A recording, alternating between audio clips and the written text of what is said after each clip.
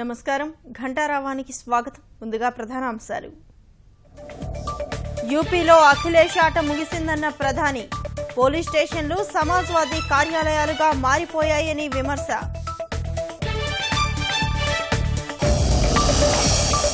Tamil Nadu assembly ఘటన ప్రజాస్వామ్యానికే అవమానకరం. సభ్యులంతా ఆత్మ పరిశీలన చేసుకోవాలన్న వెంకయ్య. గన్నవరం నుంచి వారణాసికి విమాన సర్వీసులు ప్రారంభం.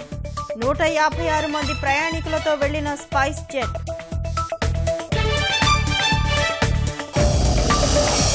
అనంతపురం జిల్లా తుంగోడులో బోరు నుంచి ఉబికి వస్తున్న నీరు.